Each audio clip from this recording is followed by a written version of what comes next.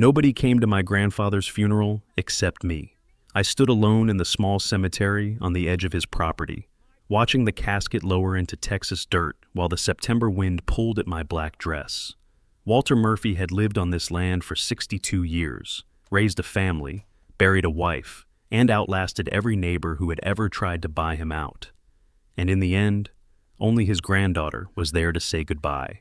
If you've ever felt the weight of being the last one standing for someone you love, drop a comment below and tell me where you were watching from, because this story is about what happens when the people who ignored you suddenly decide you matter. The drive from the cemetery back to the ranch house took less than 3 minutes, but it felt like traveling through time. The road cut through the 40 acres of open grassland, past the old windmill that hadn't worked since I was a child, past the stock pond where Grandpa Walter taught me to fish, past the rusted gate that marked the boundary between his world and theirs.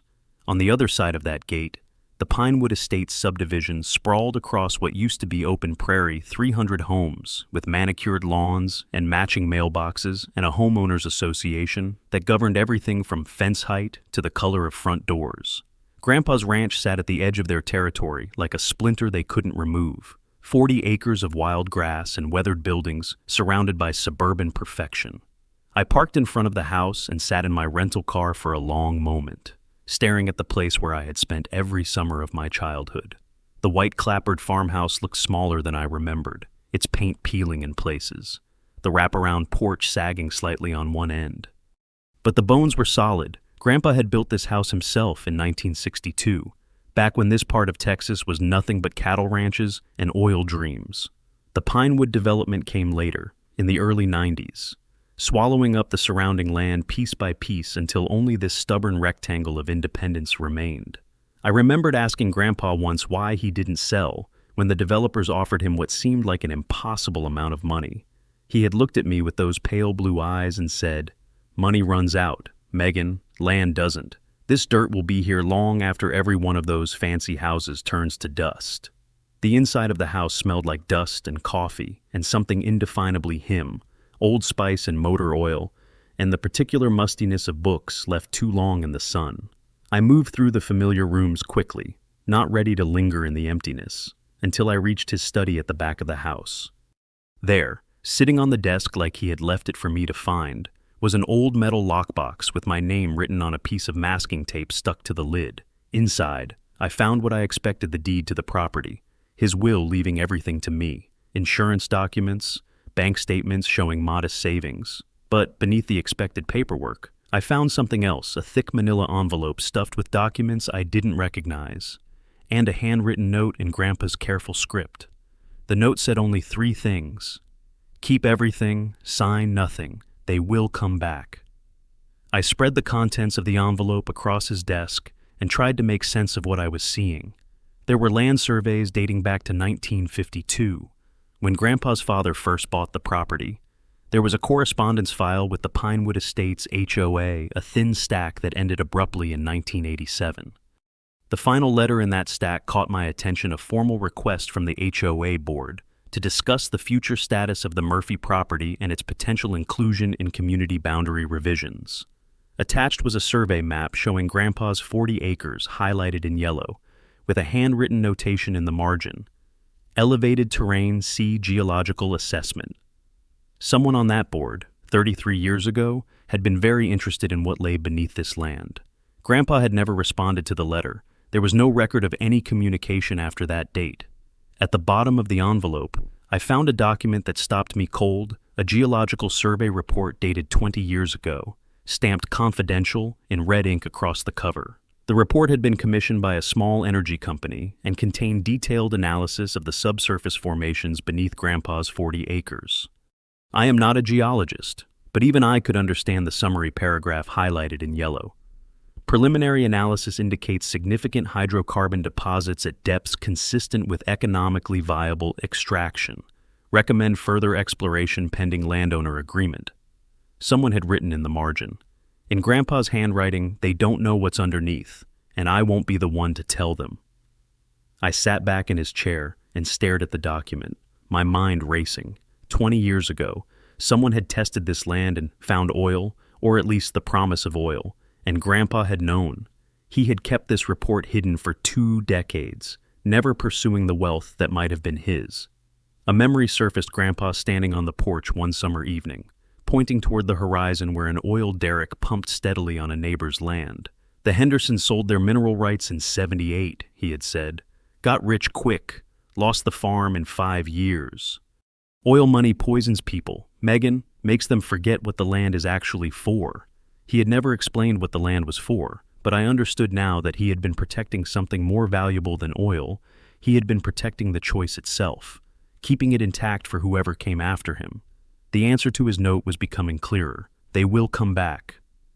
The HOA board that had shown such unusual interest in his property in 1987, the same organization that had gone silent for 3 decades after he refused to engage with their boundary discussions. They had known something about this land, maybe not the full extent of what lay beneath it, but enough to want control. And Grandpa had denied them that control by simply refusing to participate, by letting his 40 acres become invisible at the edge of their perfect community. Now he was gone. The land was mine, and whatever protection his silence had provided was about to disappear. I looked out the study window at the fading Texas sunset, the sky turning orange and pink above the endless grass. Somewhere beyond the tree line, the rooftops of Pinewood Estates glowed with evening light. 300 families living their comfortable lives, governed by comfortable rules, unaware of the secret buried beneath the forgotten ranch at their border. Grandpa had kept that secret for 20 years and kept the HOA at bay for 33. He had prepared this box, written this note, saved these documents all for a moment he knew would come but wouldn't live to see. The question now was what I would do with what he had left me. I picked up the geological report and looked again at his words in the margin. They don't know what's underneath, and I won't be the one to tell them. He hadn't told them, but I was about to find out exactly what would happen when the secret finally came to light. The week after Grandpa's funeral, I did something I never expected to do. I called a petroleum engineer. His name was Daniel Reeves, a soft-spoken man in his late 50s who had spent 30 years working oil fields across West Texas. I found him through a contact at the county clerk's office, where I had gone to verify the authenticity of the geological survey from Grandpa's lockbox. Daniel drove out to the ranch on a Thursday afternoon, spent 3 hours walking the property with instruments I didn't recognize, and then sat down with me on the porch to deliver his assessment. Your grandfather was sitting on a fortune, he said quietly. This report is 20 years old, but the formations don't lie. There's oil down there, not a gusher, but enough to make you very comfortable for the rest of your life. I asked him why Grandpa never pursued it. Daniel looked out at the grassland stretching toward the horizon. Some folks don't want the mess. Oil extraction changes a place. He didn't say more, but he didn't need to. Grandpa had made his choice, and now the choice was mine. The geological report sat on the kitchen table like a question waiting for an answer. I spent 3 days walking the property at dawn and dusk. Grandpa's words echoing in my mind, sign nothing. But this wasn't someone else's contract being forced on me. This was my decision, my land, my future. On the 4th day, I called Daniel back and asked him to recommend a drilling company. Even as I dialed, I could hear Grandpa's voice warning me. I chose to believe he had been warning me about them, whatever they were, not about every decision I might ever make. The company I chose was called Meridian Energy Partners, a small outfit based in Midland that specialized in modest extraction operations on private land. Daniel vouched for them personally. The contract they offered was straightforward. They would handle all drilling costs and take 30% of whatever came up. I would retain full ownership of the land and mineral rights, with the option to terminate after 5 years. I had a lawyer in Austin review every page, asking specifically about any clauses that might compromise my ownership or invite third-party claims. There were none. On the morning I signed, my hand hesitated over the paper for a long moment. Then I wrote my name and told myself that Grandpa had preserved this choice for me. He hadn't made it for me. The drilling rig arrived on a bright October morning, transforming the landscape in ways that felt permanent. The constant mechanical hum replaced the silence I had known since childhood. On the 11th day, the crew chief walked up to the house with a grin on his weathered face. We hit the pay zone. Congratulations, Ms. Murphy, you're officially in the oil business. The first check from Meridian arrived 2 weeks later, $47,000. I deposited it in Grandpa's old account at the credit union and tried to process what this meant. I had quit my marketing job in Dallas to handle the estate, planning to stay only a few weeks. Now those weeks had stretched into 2 months, and the idea of returning felt increasingly distant. For the first time since arriving, I allowed myself to imagine a future on this land. That fantasy lasted exactly 5 days.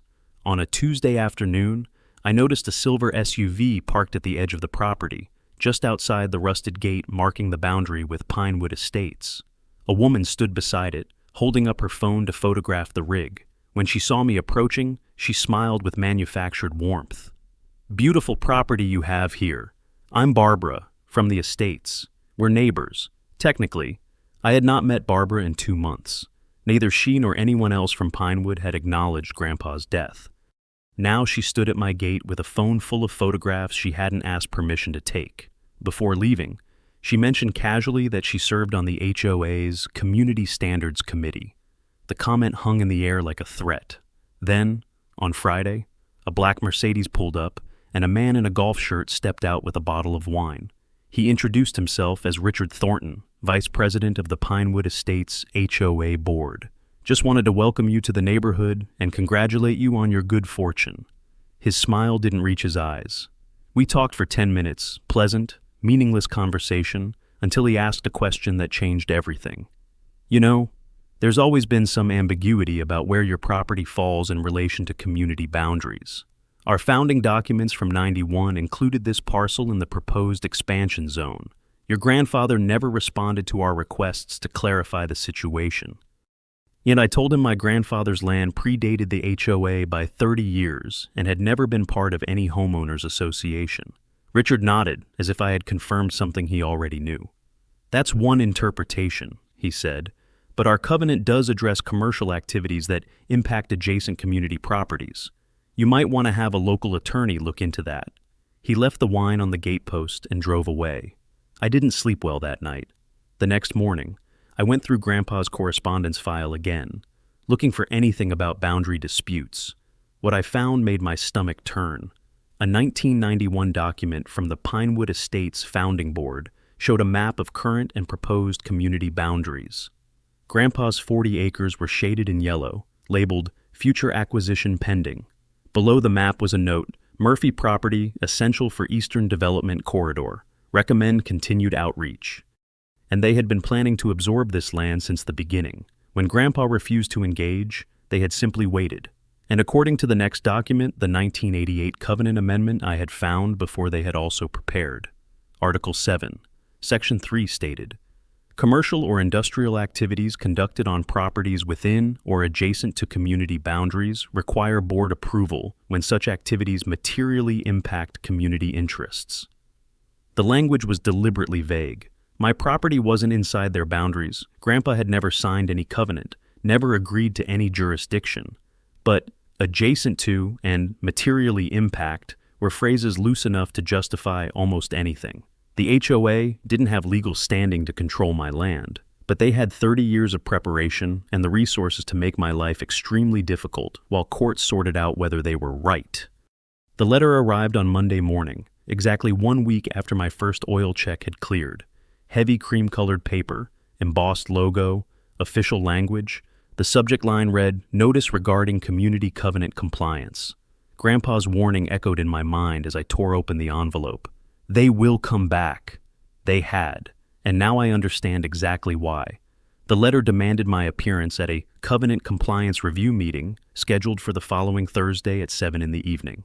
It cited Article 7, Section 3, the vague language about commercial activities impacting adjacent properties that I had found in Grandpa's files. The letter was signed by Janice Thornton, president of the Pinewood Estates Homeowners Association, Richard's wife, I assumed, or perhaps his sister. The Thornton name appeared 3 times on the HOA board roster I found online.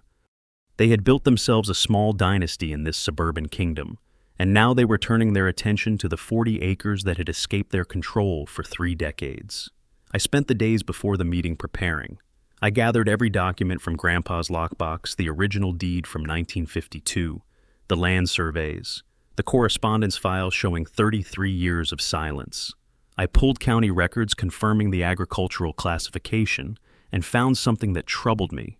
The original 1989 development plat for Pinewood Estates showed a larger boundary than what was ultimately built.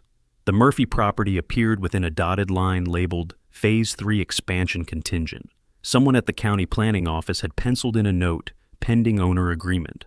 That agreement never came, but the dotted line remained in the official records a ghost boundary that gave the HOA just enough paper trail to claim ambiguity when it suited them. The meeting took place in the Pinewood Community Center. The room was arranged like a courtroom, with a long table at the front where 5 board members sat in judgment.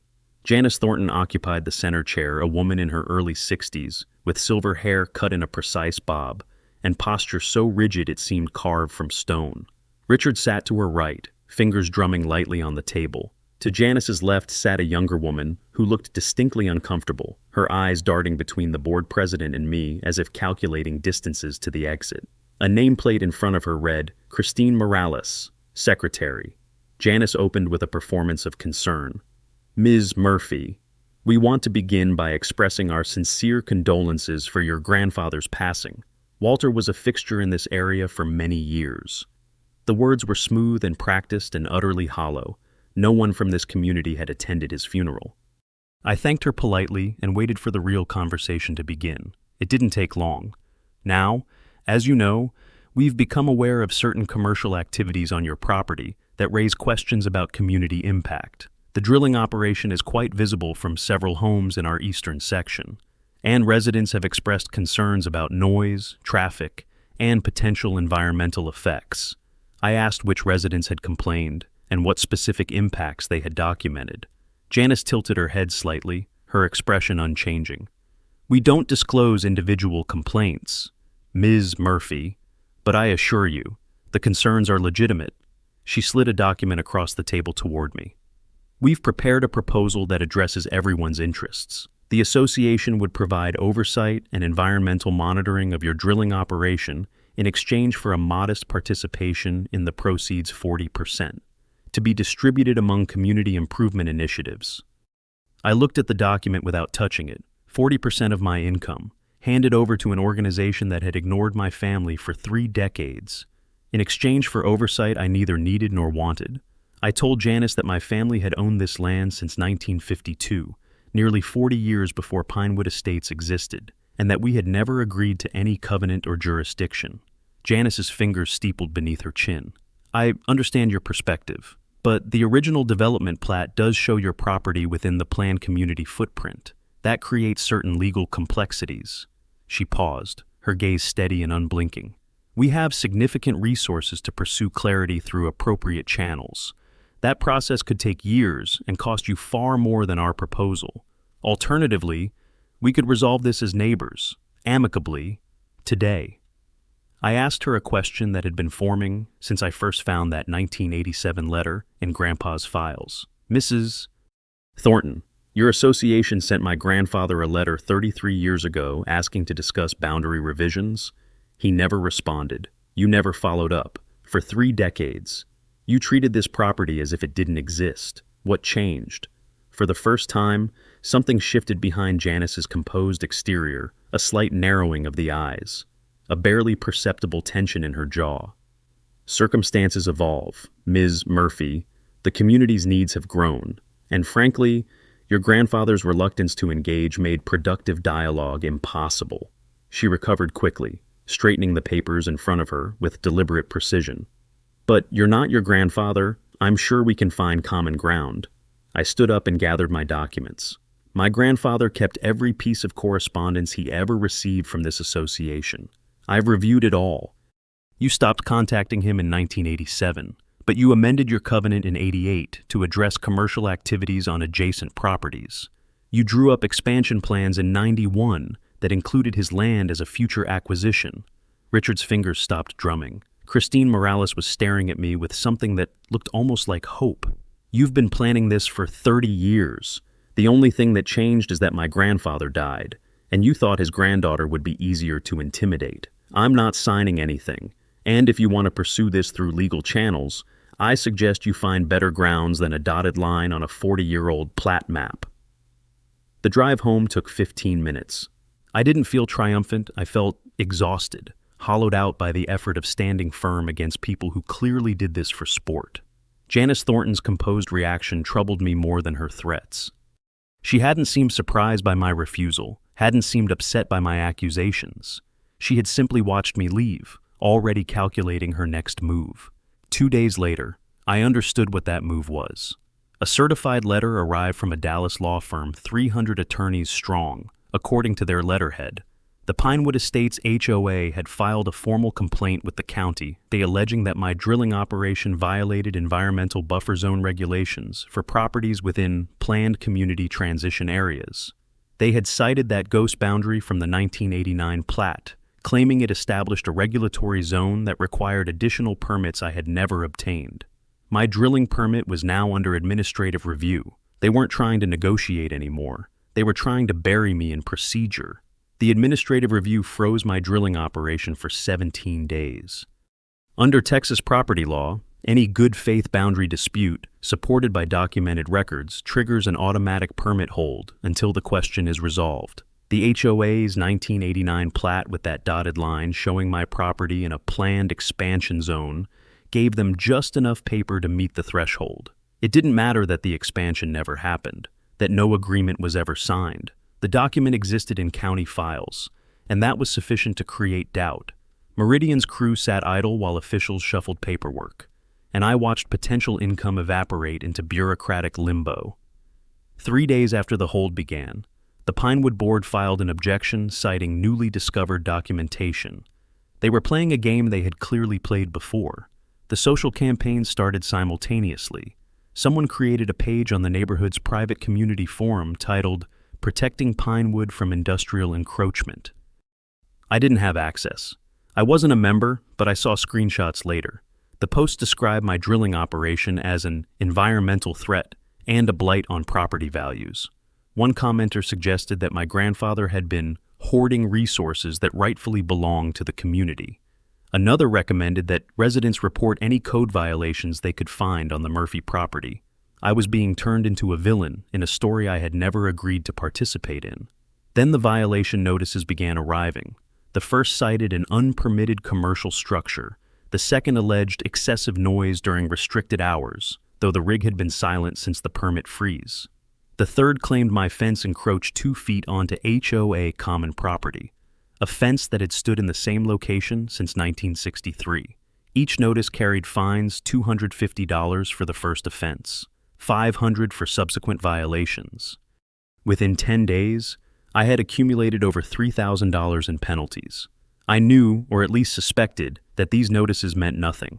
My property wasn't under HOA jurisdiction, but seeing them pile up on my kitchen table, official-looking and threatening, I understood exactly what they were designed to do, make me feel surrounded, overwhelmed, alone. I needed help. A friend in Austin recommended Roger Delgado, a lawyer who had spent 20 years handling HOA disputes across Texas. His office was a cluttered room above a barbershop in a small town 40 miles from the ranch. First thing, Roger said after reviewing my documents, those violation notices are toilet paper. You're not in their HOA. You never signed their covenant. They have zero authority to fine you for anything. He tossed the stack aside. They're sending these hoping you don't know that, or hoping you'll panic and settle before you figure it out. Classic intimidation. He looked at me over his reading glasses. The permit freeze is more serious. That's where they actually have leverage, not legal leverage, but procedural leverage. Most people fold by month 3 because fighting costs more than giving in. You planning to fold? I told him I wasn't. Roger nodded and pulled out a legal pad. Good. Here's what we're working with. Your property was established in 1952, classified agricultural, and has maintained that status continuously.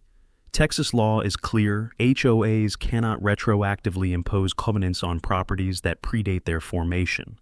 The interesting part is their amendment history. The original covenant from '85 had nothing about adjacent properties. That language appeared in '88, then expanded significantly in 2010 to include planned expansion zones. He paused. 2010 is important. That amendment required notification to all affected property owners.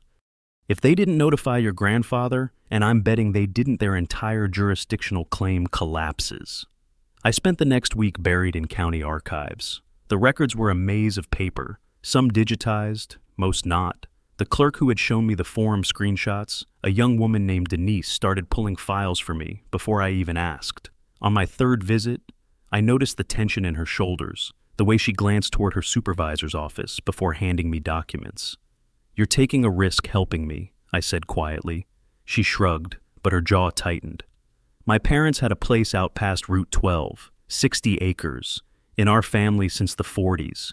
Pinewood wanted the water rights. They filed complaints, disputed boundaries, tied everything up until my folks couldn't afford to keep fighting." She slid another folder across the counter. "They sold for half what the land was worth. 3 years later, there's a golf course where my grandmother's house used to be." She met my eyes. "You're not the first person they have done this to. I just want to see someone finally stop them." The folder contained board meeting minutes from 1987. Under New Business, I found a discussion item titled Murphy Property Status.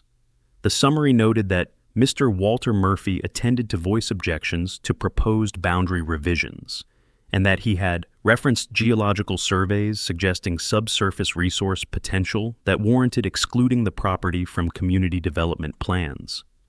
The board had voted to table the matter pending further assessment of the property's long-term significance. Attached to the official minutes was an addendum written comments Grandpa had submitted for the record, as was his right under Texas open meeting laws. His statement was brief and formal, but at the bottom, in his handwriting, he had added a note that was never meant to be part of the official file, something the filing clerk must have included by accident. 5 words. "They suspect, they will wait." I sat in Grandpa's study that night, piecing together what had happened. In 1987, he had shown the HOA board evidence that his land might contain valuable resources, not proof of oil specifically, but enough geological data to suggest the property was worth far more than 40 acres of grazing land. He had done it strategically. I realize now, to make them hesitate, to make expansion seem risky when they didn't control what lay beneath. And it had worked. They had tabled their plans, amended their covenants to create future leverage, and then waited for 33 years. They hadn't known exactly what was under the land, but they had known something was there, and they had been patient enough to let time deliver it to them. This wasn't opportunism, it was premeditation. And now I had documentary evidence of when their planning began. Roger called it a breakthrough. "This shows they knew your property had potential value before they amended their covenant," he said when I brought him the minutes. "They didn't just stumble into this dispute, they engineered it." He was already drafting our counterfiling, a motion to lift the permit freeze on grounds that the HOA had engaged in a decades-long pattern of targeted harassment. "We can also subpoena their internal communications. If there are emails or meeting notes about your property from the past 10 years, I want to see them." He looked at me with something that might have been respect. "Your grandfather was smart. He left you everything you need to fight this. He just didn't leave instructions." Roger filed our motion to lift the permit freeze on a Monday morning. The filing ran 63 pages, a comprehensive demolition of the HOA's jurisdictional claims supported by property records, covenant analysis, and the 1987 meeting minutes. Under Texas Administrative Code, county hearing officers have authority to resolve permit disputes when the underlying question involves boundary classification, exactly the situation we faced. We requested expedited review, arguing documented financial harm from a dispute the HOA had manufactured. By noon, the HOA had already responded with a countermotion requesting consolidation of all pending matters. They wanted a single hearing where they could present their full case. Roger smiled when he told me, "Good, let them bring everything. It'll make the collapse more complete." And the subpoenas went out that afternoon, targeting 3 categories of documents: internal communications about the Murphy property from the past 15 years, financial records related to legal expenses and adjacent landowner disputes, and meeting minutes from 2008 through 2012 when the critical covenant amendments were drafted. The HOA's response was mixed. They objected to the internal communications as privileged board deliberations and fought the financial records request entirely, but they complied partially with the meeting minutes. producing official records while claiming informal notes had been routinely destroyed per document retention policy. Roger found the partial compliance more telling than outright refusal. "They're protecting something specific," he said. "The official minutes are sanitized. Whatever they're hiding is in the documents they claim don't exist." I spent the waiting period strengthening our evidence of pattern behavior. Denise connected me with two families who had faced similar HOA tactics. The Hendersons had owned 80 acres adjacent to Pinewood's western boundary until 2008, when a series of environmental complaints froze their cattle operation for 14 months. They eventually sold at 60% of market value to a development company that county records confirmed had board member Richard Thornton listed as a silent partner. The Garza family's story was worse after disputing a boundary claim in 2015. They found their property taxes mysteriously reassessed upward. Their access road suddenly designated as private HOA infrastructure, and their mailbox relocated to a spot half a mile from their house. They abandoned the land entirely in 2017. The pattern was undeniable: identify, isolate, exhaust, acquire. The hearing arrived 3 weeks later. Margaret Chen, the county hearing officer, had jurisdiction under the same administrative code that governed permit disputes. Her ruling would be binding unless appealed to a state court within 30 days. The HOA sent 2 Dallas attorneys and Richard Thornton. Janice was notably absent, a detail Roger found significant. "She doesn't want her name in the transcript," he murmured. Roger presented our case methodically: pre-HOA property status, no signed covenant, failure to notify my grandfather of the 2010 amendments, and the 87 minutes showing the board's long-standing interest in the land. The HOA countered with the ghost boundary from the 89 plat and procedural arguments about community impact standards. Margaret Chen listened without expression and scheduled her ruling for the following week. The decision came on Thursday afternoon. The permit freeze was lifted immediately, and the county formally rejected the HOA's jurisdictional claim. Margaret Chen's written ruling called the 89 plat notation aspirational rather than legally operative, and found the 2010 amendments procedurally deficient with respect to notification requirements. Most critically, she noted that the board's own partial document production suggests selective preservation inconsistent with claim retention policies. Roger called it a clean win. I knew better. Janice Thornton hadn't built a 30-year operation to lose at the first real obstacle. 2 days later, the HOA filed suit in state district court. The complaint sought a declaratory judgment that their covenant applied to my property and injunctive relief halting all drilling operations. The tone had shifted from administrative maneuvering to open warfare: filing fees, attorney retainers, discovery costs. Roger estimated the first year of litigation would run between $75,000 and $100,000. The HOA could spread that cost across 300 households. I would bear it alone. "They're betting you'll break before trial," Roger said. "We need something that changes the math."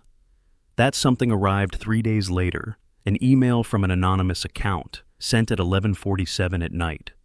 "I have information about your case. The board kept records they claim were destroyed. I can't come forward officially. My position would be eliminated, and I have family depending on this job. But there are files in the community center that never went through proper retention review. Look for anything labeled transition properties. I'm sorry I can't do more."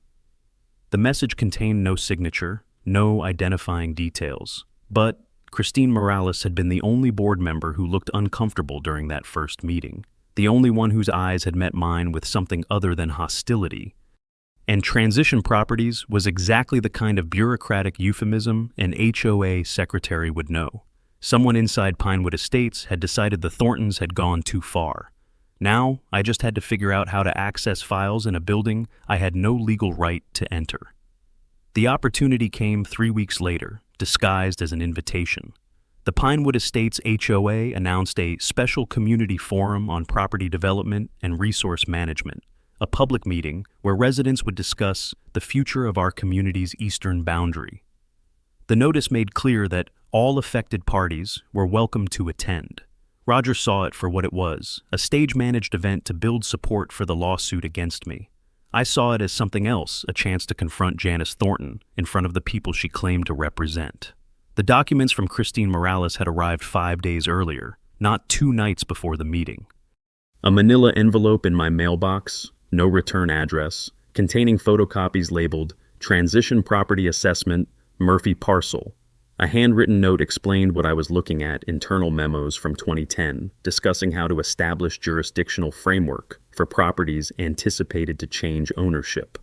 Christine had included a brief explanation of her risk. I've worked for this board for 11 years. I've watched them do this to 4 families. I signed NDAs when I took the job, and violating them means losing my pension and facing a potential lawsuit. But my daughter asked me what I do for a living, and I'm tired of not being able to answer honestly. She asked me not to reveal how I obtained the documents. I promised nothing. The community center was nearly full when I arrived, over 100 residents in folding chairs, most wearing the comfortable uniforms of suburban retirement. Roger walked beside me, carrying copies of everything we had compiled. Heads turned as we entered. At the front of the room, behind a long table, sat the board. Richard Thornton occupied one end, his fingers drumming nervously. Christine Morales sat at the other, her face carefully neutral, and in the center was Janice Thornton, reviewing notes with a pen that she clicked repeatedly, a small, nervous habit that contradicted her composed expression. She opened with a prepared statement about protecting community values and ensuring responsible development. She described my drilling operation as an industrial intrusion, threatening property values and environmental safety. She referenced the pending lawsuit as a necessary step to clarify boundaries that have been ambiguous for far too long. She never mentioned that my family had owned this land for 40 years before Pinewood Estates existed. When she finished, she invited questions. I raised my hand, her pen stopped clicking. "Mrs. Thornton," I said, standing so the room could see me. "You mentioned that boundary questions have been ambiguous for a long time, but your own records show the board discussed my grandfather's property in 1987 and voted to table expansion plans after he presented evidence of its potential value.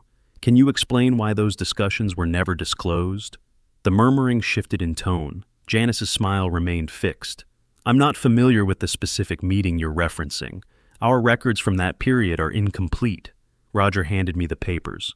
"These are copies of your board minutes from September 1987, I said, holding them up.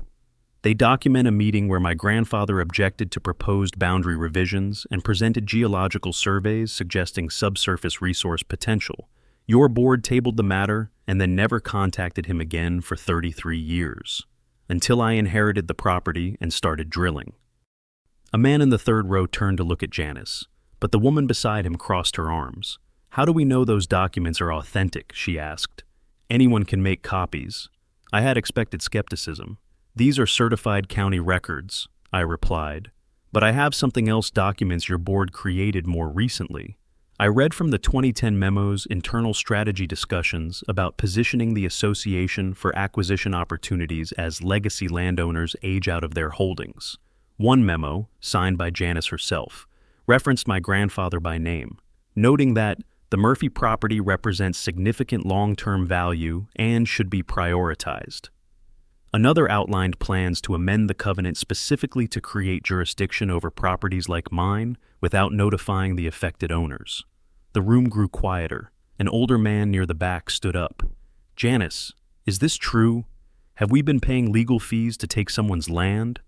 Richard attempted to intervene.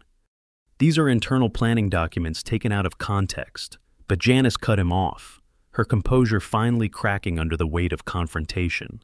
"Those materials were confidential board property," she snapped, her voice rising. "They were never meant to be part of any public discussion. Whoever provided them violated their fiduciary obligations to this association." She caught herself, but the damage was done. Not a clean admission of guilt, but an acknowledgement that the documents were real, that they said exactly what I claimed, and that the board had deliberately kept them hidden. The woman who had questioned the authenticity of my evidence now stared at Janice with a different expression entirely. The room is divided. Some residents demanded explanations how much had been spent on legal fees, what other acquisition opportunities the board had pursued. Others defended Janice, insisting that protecting property values justified aggressive tactics. A man in a polo shirt argued that one holdout shouldn't be able to damage everyone's investment, but a retired woman near the front shot back, "My husband and I moved here because we liked the community, not because we wanted to be part of a land grab. The board had lost control of the narrative. Christine Morales quietly gathered her things and walked toward the exit, pausing just long enough to meet my eyes. No nod, no acknowledgement, just a moment of shared understanding between two women who had both decided that some things mattered more than job security. Roger guided me toward the door as the meeting continued to fracture behind us. Outside, in the cooling evening air, I allowed myself a moment of something that felt almost like progress, but Roger's expression remained cautious. "She won't accept this," he said quietly. "People like Janice double down when they're cornered. Whatever comes next will be more aggressive, not less." He was right. The next morning, a process server arrived at my gate with an emergency motion for a temporary restraining order.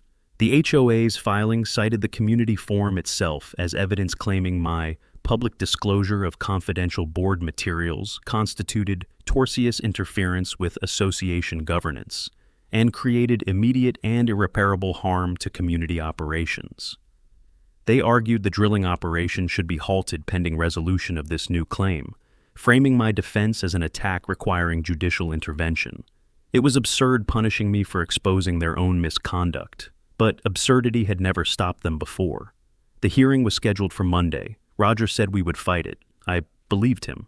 But standing on my grandfather's porch that evening, looking out at the land he had protected for 60 years, I understood something that legal strategy couldn't capture. This fight had never been about drilling permits or boundary lines or covenant amendments. It was about whether one person could stand against an institution that had made taking what it wanted into a way of life. Grandpa had held that line alone for 3 decades. Now it was my turn to finish what he started. The TRO hearing took place on Monday morning in Judge Eleanor Walsh's courtroom. The HOA had assembled their full legal team, 3 attorneys from the Dallas firm, plus Richard Thornton and 2 board members in the gallery. Janice Thornton was notably absent, her name appearing only on filings. Roger and I sat alone at our table, but we had something their expensive team couldn't match: their own words, authenticated by someone who had watched them write those words for 11 years. Judge Walsh was a woman in her late 50s, with the impatient efficiency of someone who had spent decades separating legitimate disputes from manufactured ones. She reviewed the HOA's emergency motion with visible skepticism, pausing twice to ask their lead attorney to clarify how exposing misconduct constituted tortious interference. When Roger presented our response, the 2010 memos, the 1987 minutes, and Christine Morales' affidavit, the judge studied the authentication carefully. Christine had attested that she had personally filed the original documents as board secretary, recognized her own handwriting on routing notes, and could confirm the metadata matched official association records. Her position gave her direct knowledge that made her testimony admissible under Texas evidence rules. The HOA's attorneys objected, but Judge Walsh overruled them. "The witness has established foundation," she said. "Proceed." The ruling came 3 hours later. Judge Walsh denied the TRO entirely, finding the HOA had failed to demonstrate any likelihood of success on the merits. But she went further. Under the Texas Civil Practice and Remedies Code, courts may impose sanctions including dismissal and fee shifting when litigation is filed in bad faith or for purposes of harassment. Judge Walsh found both. The 2010 amendments were declared procedurally void as applied to the Murphy property. The boundary claims based on the '89 plat were dismissed as unsupported by any executed agreement, and the original lawsuit was dismissed with prejudice as a sanction for abuse of process, meaning the HOA could never refile. She ordered them to pay my attorney fees under the bad faith exception, citing their pattern of conduct designed to exhaust a private citizen's resources rather than resolve a legitimate dispute. The aftermath unfolded over weeks, not days. Some residents embraced the ruling immediately, particularly those who had already harbored doubts. The older man who had questioned Janice at the community forum told a local reporter he had suspected something was wrong for years, but hadn't known how to prove it. The Garza family's abandoned property, still visible from Pinewood's western edge, had always troubled him, but others remained conflicted.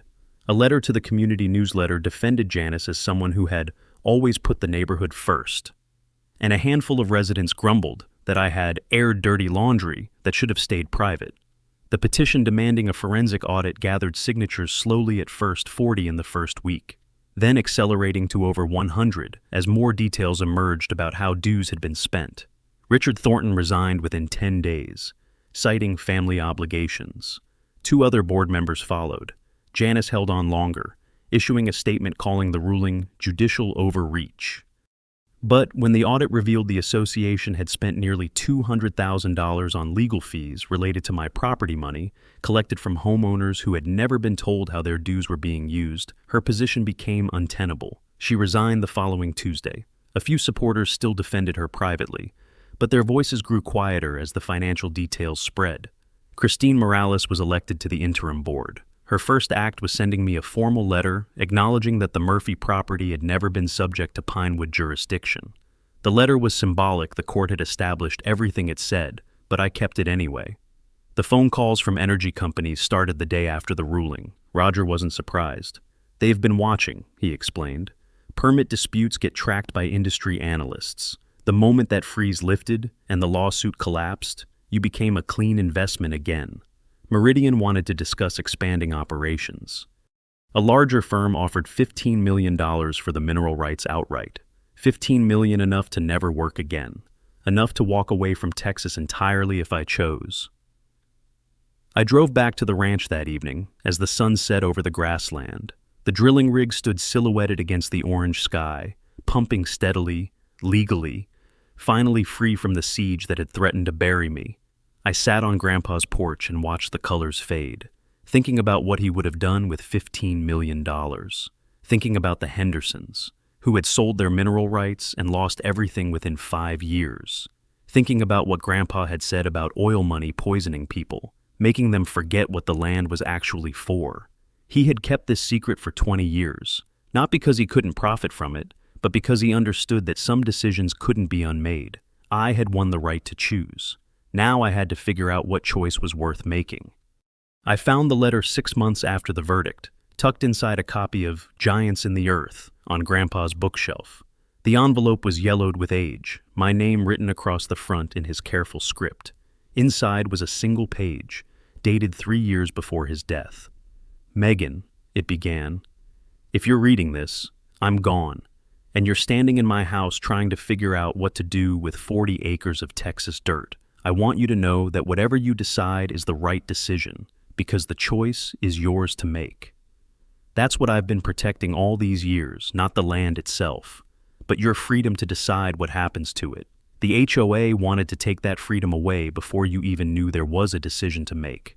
I couldn't let them, so I waited, and I documented, and I prepared, not because I knew what you should do, but because I knew you deserved the chance to do it yourself." I sat on the edge of his bed and read the letter 3 times. He had known this moment would come. He had done everything in his power to ensure I would face it on my own terms.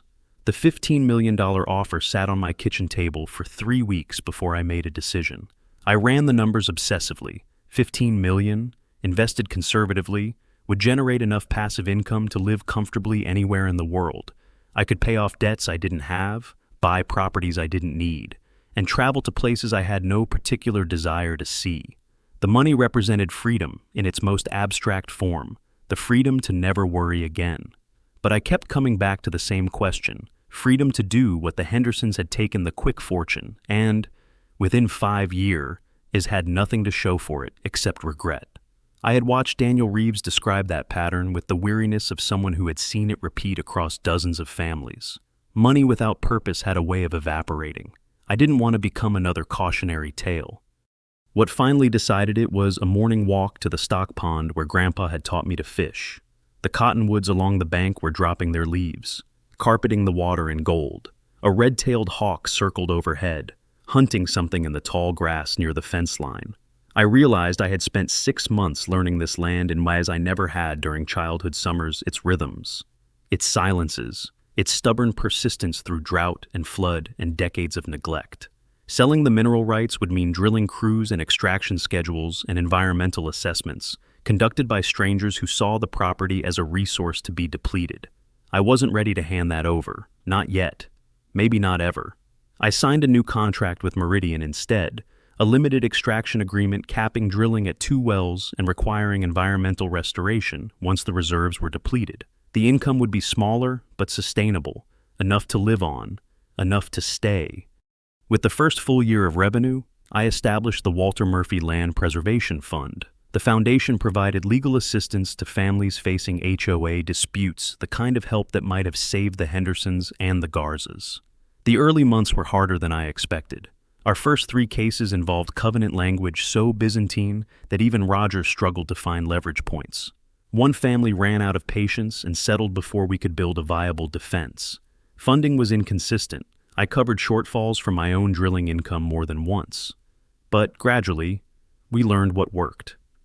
Within 18 months, we had helped 7 families successfully challenge violations and boundary claims. None of them had to sell. The community around me changed slowly. Pinewood Estates elected a new board committed to transparency, with Christine Morales as president. She had earned that trust the hard way, spending the months after Janice's resignation personally visiting families who had been targeted under the old regime, explaining what had happened, and answering questions the previous board had refused to acknowledge. Some residents still resented me for exposing what they preferred not to see. A few moved away, but others reached out with something like gratitude. A young couple asked if they could bring their children to see the ranch. They wanted them to understand that standing up for themselves was possible.